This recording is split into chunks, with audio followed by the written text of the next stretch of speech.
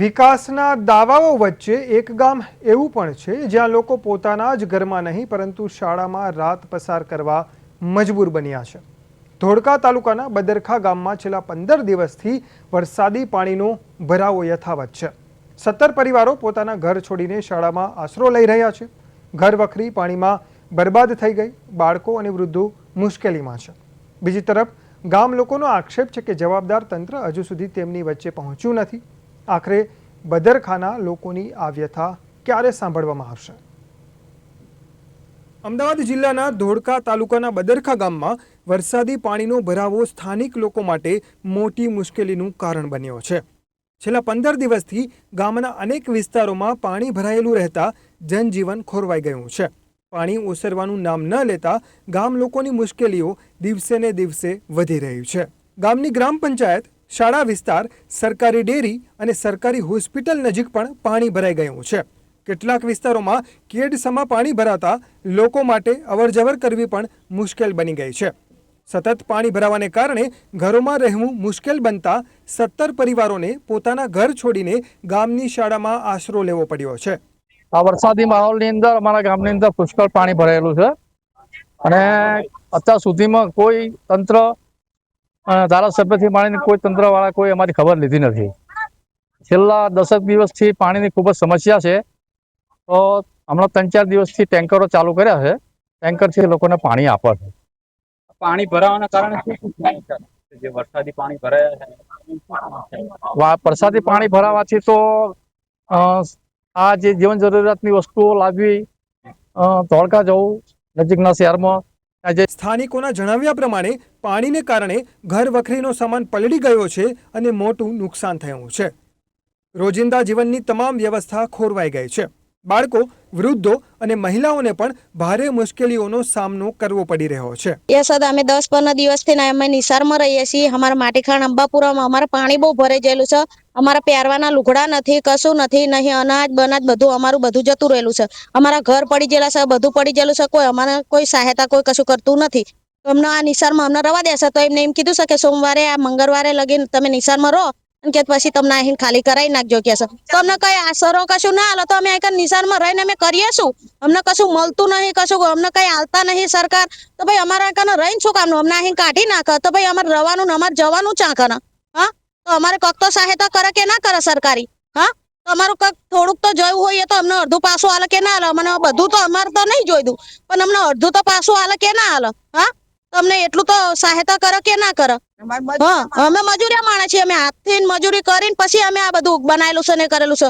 અમારે ઘર બાર બધું પડી ગયું। 1 વર્ષે ને વર્ષે અમને આવું થાય, કશું કોઈ સહાયતા જ નહીં કરતું। અસરગ્રસ્ત પરિવારોનું કહેવું છે કે છેલ્લા ઘણા દિવસોથી તેઓ શાળામાં રહેવા માટે મજબૂર બન્યા છે, પરંતુ તેમની સંપૂર્ણ વ્યવસ્થા હજુ સુધી થઈ નથી। તંત્ર દ્વારા માત્ર રહેવાની વ્યવસ્થા કરવામાં આવી હોવાનું તેઓ કહી રહ્યા છે, જ્યારે જમવાની વ્યવસ્થા માટે કોઈ યોગ્ય પગલાં લેવામાં નથી આવ્યા। 15 દિવસથી પાણી ભરાયું છે। અમારે 2 વાસડા મરી ગયા, ગાયો રોડે ભટકાય છે, કંઈ ખાવાનું નહીં, ધોરણ। અમારે સંડાસ બાથરૂમ જવાની તકલીફ છે, બરોબર? તો ગામના સરપંચને, મુખાઈ નહીં, તલાટી નહીં, ધારાસભ્યને કોઈ એમને પૂછવા નથી આવતું કે કેટલું તમારે ગરમ પાણી છે, તમે શું કરીએ? બોલો, કેટલા દિવસથી પાણી છે? 15 દિવસથી અને હજુ કેટલા દિવસ રહેશે કોને ખબર છે? અને આપણે પાણી ભરાવાથી કેવી સમસ્યાઓ થઈ છે ગામમાં? બહુ તેમાં અમારા રબારીઓનો વધારે જ થઈ। આપની માંગણી શું છે? રબારી છે મેં સાહેબ। આપની માંગણી શું છે કે તમે શું કહેવા માંગો? માંગણી છે કે અમને ઊંચી પૂરણ કરી આલો, હમણાં પાણી ના પે બારે ચાલે પોરે પાણી આવ્યું, તને ખબર છે ને? પોરે અમે ઘરમાં હતા, પોરે પાણી આવ્યું। સ્થાનિક શિવલહેરી ગ્રુપ દ્વારા માનવતાના ધોરણે અસરગ્રસ્ત પરિવારોને મદદ કરવામાં આવી રહી છે। છેલ્લા કેટલાક દિવસોથી ગ્રુપ દ્વારા 2 સમયનું ભોજન પૂરું પાડવામાં આવી રહ્યું છે। અસરગ્રસ્ત પરિવારોને દાળ ભાત, કઢી ખીચડી જેવી સેવાઓ આપવામાં આવી રહી છે। ગામ લોકોના જણાવ્યા પ્રમાણે કેટલાક પરિવારોને 10 દિવસથી રોટલી પણ મળી નથી। અમારા ગામની હાલ પરિસ્થિતિ એવી છે કે 15 દિવસથી વરસાદનું પાણીનો નિકાલ થયો નથી। બીજું કે તંત્રમાંથી કોઈ પણ માણસ આવ્યું નથી। બધા પાણી રોડ ઉપરથી જોઈને જતા રહે છે। હવે તમારી પાછળ જોઈ રહ્યા છો પ્રાથમિક શાળા છે। આમાં જે પણ રહીશો છે તે માટીખાણ જ્યાં પાણી ભરાયું છે એ વિસ્તારના રહીશો રહે છે। એમની પાસેથી દર વખતે કાગળિયા ઉઘરાઈ જાય છે, પણ કોઈ જાતની સહાયતા મળતી નથી।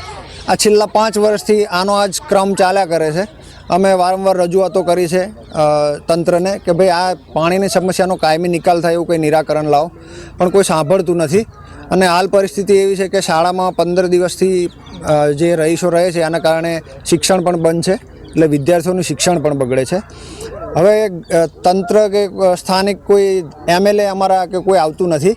કોઈ આજ દિન સુધી બદરખામાં પગ મૂક્યો નથી. આવે તો બહારથી રોડ ઉપરથી પાણી જોઈને જતા રહે છે. આમને જમવાનું પણ અમારા ગામના સિવિલારી ગ્રુપ તરફથી મળે છે, એ પણ બંને ટાઈમ ખાલી ચોખા કહેવાય, એમને બીજું કંઈ પાકું ભોજન એવું કંઈ મળતું નથી. ખાલી દાળ ભાત ને ખીચડી એવું મળે છે, એટલે એમને પણ ખૂબ તકલીફ છે. હવે જો આ સમસ્યાનો કાયમી નિકાલ નહીં આવે તો અમે ગાંધી ચિંધ્યા માર્ગે આંદોલન કરી આવનારી કોઈ પણ ચૂંટણી હશે એનો ગ્રામજનોનો આક્ષેપ છે કે ગામમાં ગંભીર સ્થિતિ હોવા છતાં હજુ સુધી ધારાસભ્ય, પ્રાંત અધિકારી, મામલતદાર કે અન્ય ઉચ્ચ અધિકારીઓ દ્વારા સ્થળ મુલાકાત લેવામાં નથી આવી. સરપંચ દ્વારા મૌખિક રજૂઆત કરવામાં આવી હોવા છતાં અસરકારક કાર્યવાહી ન થતાં લોકોમાં ભારે રોષ જોવા મળી રહ્યો છે. અહીંયા પાણીનો કોઈ નિકાલ નથી. રામદેવપીર મંદિર આગળ માથોડું પાણી છે. અમારા જવાનો રસ્તો એક જ છે, બીજો કોઈ રસ્તો છે જ નહીં. આપણા જોડેમાં ખેતરો છે, ખેતરોમાં થઈને સુસરા જવાનું, છોકરાઓને ભણતરને બધું બગડે છે. અત્યારે હાલ કોઈ વ્યવસ્થા નથી, કોઈ ગામમાંથી આવતું નથી. પાણી અમે ટાંકા મંગાવીને લઈએ છીએ અને કોઈ જગ્યાએ કોઈ વ્યવસ્થા થવા દેતા નથી.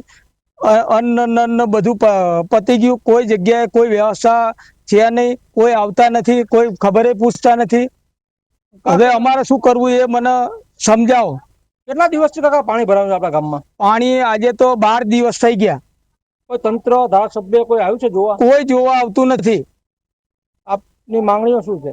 માગણીમાં કઈ નહીં, આ રસ્તો અમને કોરો કરી આપો, ત્યાંથી પાણીનો નિકાલ તમે કરાવો. આગળ જેણે બાંધ્યું છે એનું તોડી નાખો તો પાણીનો નિકાલ થાય, પણ એ માટે તંત્ર કોઈ જવાબદારી. સ્થાનિક લોકોની માંગ છે કે તંત્ર દ્વારા તાત્કાલિક અસરગ્રસ્ત વિસ્તારોની મુલાકાત લેવામાં આવે અને પાણીના નિકાલ માટે કાયમી ઉકેલ લાવવામાં આવે. સાથે જ સ્થળાંતર કરાયેલા પરિવારોને જરૂરી રાહત, ભોજન, આરોગ્ય સુવિધા અને અન્ય સહાય ઉપલબ્ધ કરાવવામાં આવે તેવી પણ લોકોની માંગ છે.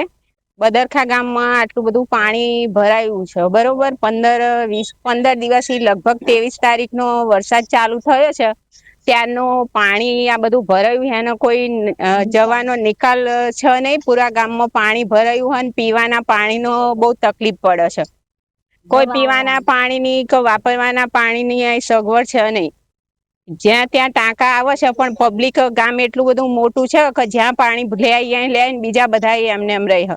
આ બધી તકલીફોનો કોઈ સમસ્યાનો નિવારણ આવે એવું કંઈક કરવું જોઈએ, બરોબર. તંત્ર કોઈ જોવા આવ્યું? સરકારી અધિકારી, ધારાસભ્ય આનું કોઈ નિરાકરણ કોઈ જોવા આવ્યું નહીં અત્યાર સુધી. બદરખા ગામમાં કેટલી સમસ્યાઓ હોય એનું કોઈ હજુ નિરાકરણ થયું નહીં, કોઈ જોવા આવ્યું નહીં અત્યાર સુધી. બધા કે આ આંગણવાડીઓ, નિશાળો, આ બધાના પ્રોબ્લેમો એટલા બધા એવું કહે છે કે આંગણવાડીઓ તે ચાલુ રાખો, પણ અવર જવરનો તેટલો. બદરખા ગામની સ્થિતિ હાલ પણ ચિંતાજનક છે. વરસાદી પાણી ભરાવાથી સામાન્ય જીવન અટકી ગયું છે અને લોકો હવે રાહ જોઈ રહ્યા છે કે તંત્ર ક્યારે જાગશે અને તેમની સમસ્યાનો કાયમી ઉકેલ ક્યારે આવશે. જે રીતે વાત કરવામાં આવે તો અમદાવાદ ગ્રામ્યમાં સતત વરસાદ વરસવાના કારણે જે ધોળકા તાલુકાના બદરખા ગામે છેલ્લા 15 દિવસથી પાણી ભરાયેલા છે. ઓસરા નથી. હાલ આપણે દ્રશ્યોમાં જોઈ શકો, જે મુખ્ય રસ્તો છે એ પાણીમાં ગરકાવ થયો છે, જેના કારણે લોકોને પારાવાર મુશ્કેલીનો સામનો કરવો પડે છે. ગ્રામ પંચાયત અને સ્કૂલના જવાનો રસ્તો પણ પાણીમાં ગરકાવ થઈ ગયો છે, જેમાં 17 થી વધુ પરિવાર લોકોને સ્થળાંતર કરી સ્કૂલમાં ખસેડવામાં આવ્યા છે. ત્યાં શિવલહેરી ગ્રુપ દ્વારા તેમને ભોજનની વ્યવસ્થા કરવામાં આવી છે. પારાવાર મુશ્કેલીઓનો સામનો કરવો પડે છે. તેમને ઘર વખરી સામાન પણ પલળી ગયો છે, જેના કારણે લોકોને ભારે હાલાકી કરવી પડે છે. મુકેશ તલવાણિયા, પ્રદેશ 24, ધોળકા.